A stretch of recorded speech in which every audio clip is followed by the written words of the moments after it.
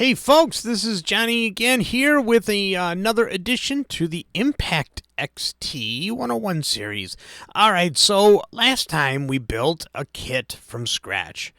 And we did it in two ways. The last two times, I should say. So in the first video, I just used a sample library. The second one, I actually created the samples and recorded them in Studio One and created the kit that way.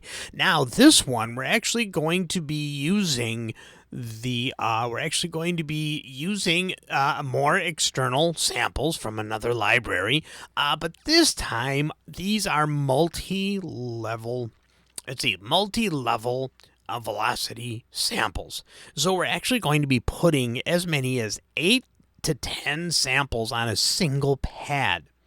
And those samples are going to be in number order, with 1 being the softest hit and 8 or 10 being the hardest hit.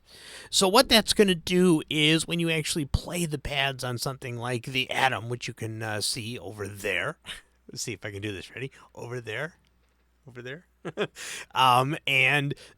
going to see that hitting it light and hitting it hard is going to actually sound like you're hitting a real drum.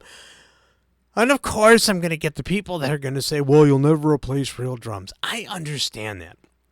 But for those of us that really can't play real drums except for either certain times of the day or not at all, this is a really comes in a close second. And it's really good for drum replacement, too, if you've recorded a kit and it just doesn't sound right. All right, and as always, if you guys could, I'd really appreciate it if you would like this video, subscribe to my channel, and enable the notifications so you know when I do these crazy things.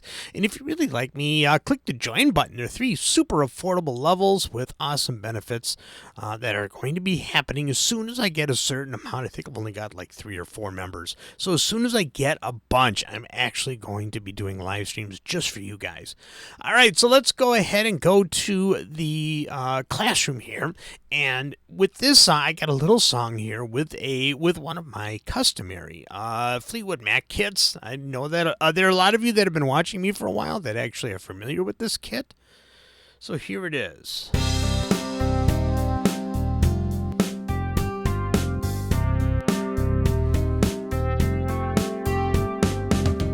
There we go. All right, so now this drum kit does have multi-level samples.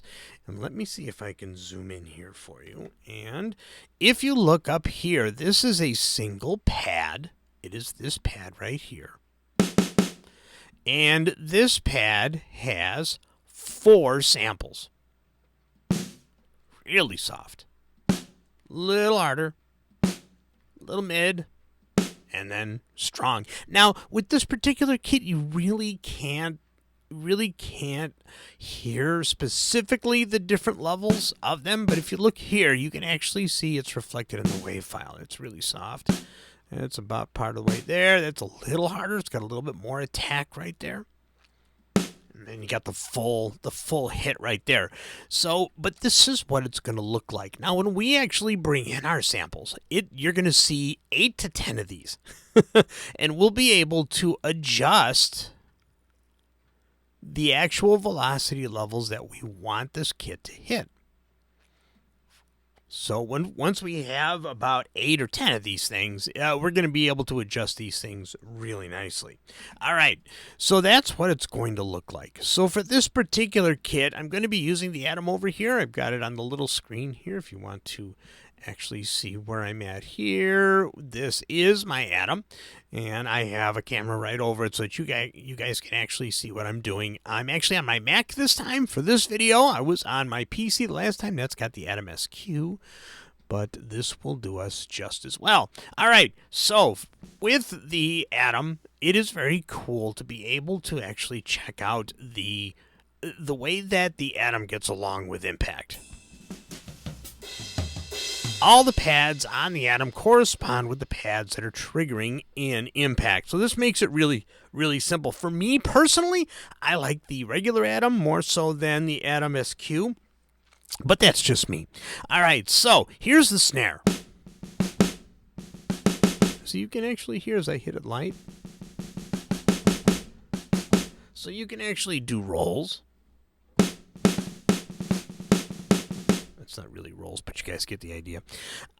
So what we're going to do is we're going to use this kit, and we're going to replace this snare with the library that I have over here.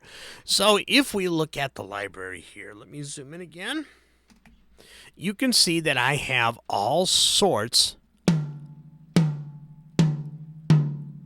of samples. So now you can hear that is a really light hit, but it's actually recorded at full volume, so that when you hit the pad light, the dynamics will match the actual level of the hit. So here's the first one.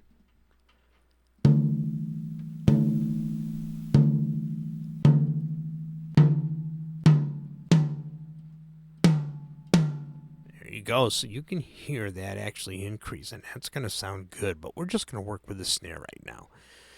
So let me see if I can find the snare without having to zoom out again. So we're looking for the pork pie. We got all sorts of multi-dynamic. There's the China, 10-inch China, multi-dynamics there. Half open, sweet ride. There is the ride, closed hi-hats. Ooh, looks like I'm going to have to zoom out in order to find this thing. So sweet ride. There's the toms. There's the kick. You can see how much harder those get. All right, let's see. Oh, that's another tom. There's the high tom. So it looks like I actually passed it. Let's try this again here. Let's go down. Let's see, we got the ring. Ah, there it is. Gosh, you know what? I'm just blind. All right, so for the pork pie snare. 1, 2. There we go. So there we go. That's a really light hit. And you can hear the room sound on it.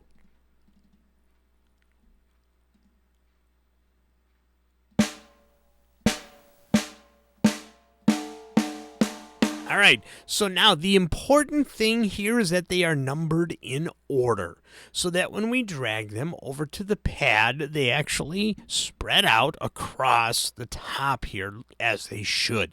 So even if you just say snare 1, 2, 3, 4, 5, 6, 7, and that's how they will actually go across. So I'm going to take this snare, I'm going to right-click, and I'm going to say clear. Oh, I don't want to clear the bank. I want to clear the pad. There we go. So now we have nothing there. So now I'm going to take these. I'm going to click on the first one. I'm going to hold shift. I'm going to click on the last one. And now they're all there. So let me see if I can do this here. Now they're going to go all the way over here. And boom. There we go. So now they are all the way across. 7 samples. Oh, yeah, listen to that.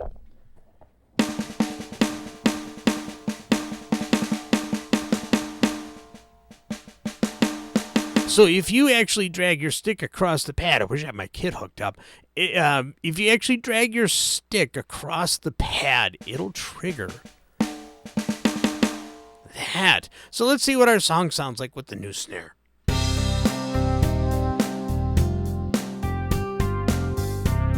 We can turn it up a little bit. We can use the gain control here.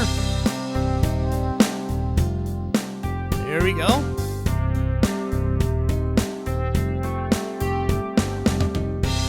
All right, so now you hear that ring? Let's see if we can get rid of some of that ring. We're going to use the decay setting. Nice. Let's do it.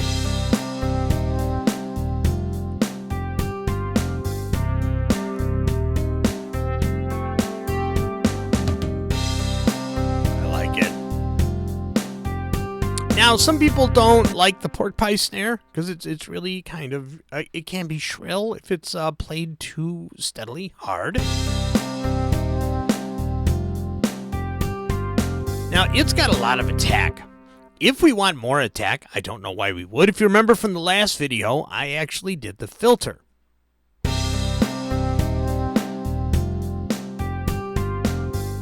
So here we go. Ready? I turned off the looping. There we go.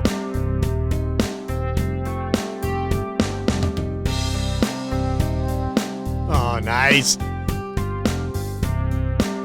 Let's listen to that soloed. So if we really wanted to bring this thing up, man, that's a gorgeous attack. It's like a transient detector, not a transient, what do they call it? Not a transient detector, you guys know, there's a plugin that will adjust the attack of a particular transient in a sound, and it really, a transient editor, thank you. There we go. I like the snap on that.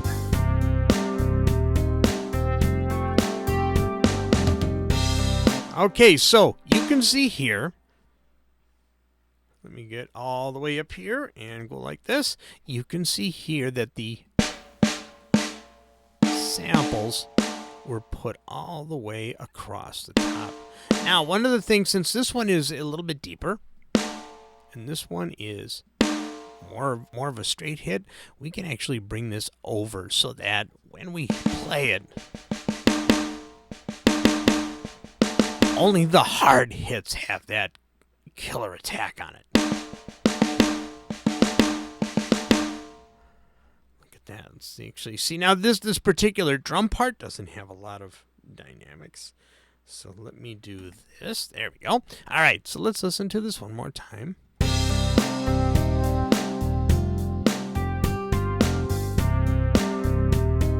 Okay, so one of the things I can do is I can add some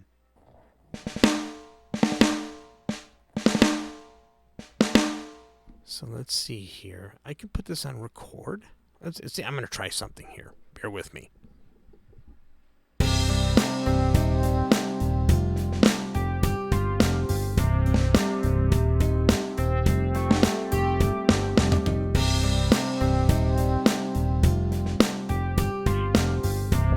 There you go.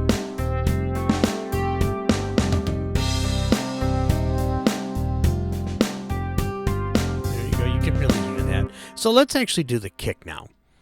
Been wanting to replace the kick on this guy here for a while. So let's see. It's a good kick. Got to get to the hardest sample there. But let's see what the kick here. Let's see, what do we got? Oh, that's a tom.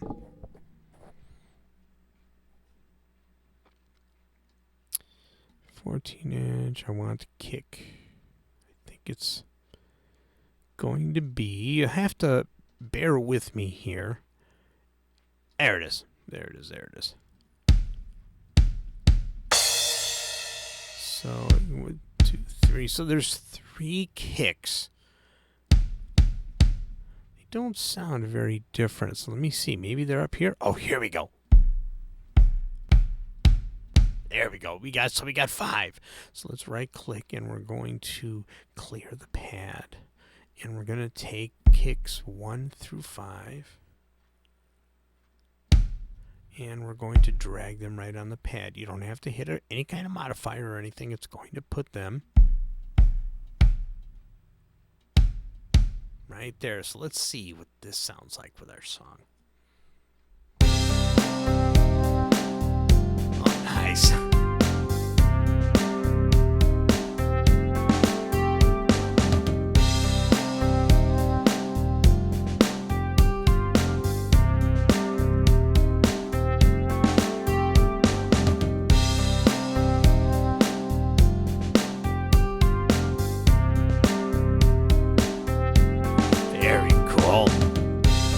All right, there you go. So when you're using multi-level samples or multi-dynamic, some people call them dynamic samples, you have to make sure that you, I couldn't find the button there, you have to make sure that you import them as a group. You can't do them one at a time. So if you're not sure exactly what order these are your samples are in.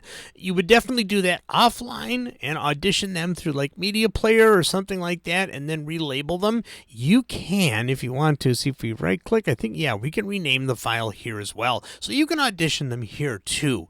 So it is easy. I forgot that you can actually edit those now, the names in here, and they actually edit in the file folder. All right, so if you have any questions, please let me know. Let me actually get back to my main here. Where is my main? There it is. So if you have any questions, please let me know. And you know, I was looking over here for a lot of it because on my PC, my camera's over here. All right. So the multi-level samples, it's really really handy, especially if you want natural drums, and even more especially if you are using an electronic drum kit. Then you don't have to worry about how fake they sound. And, let me go back to the classroom real quick. So the other thing that you can do too, like with the drum track, if I open up the drum track here, and I go like this, you can actually adjust the dynamics of what you're programming. So if we go to velocity here, on the different sounds. Let's see, let's pick the snare. You can see that we have the velocities. So I can actually edit this here. And I can make this, let's see. There we go. I can bring this. This was a soft hit here.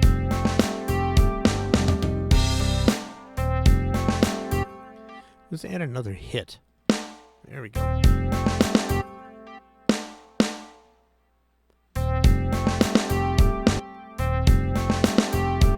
All right, so let me actually add one more. Bring this down. Maybe bring it down. Ooh, that sounds nice. So we can go dip. So if I put another, so I can go dip, and I can make this kind of fade in. There we go. It's overdone, but you guys get the example.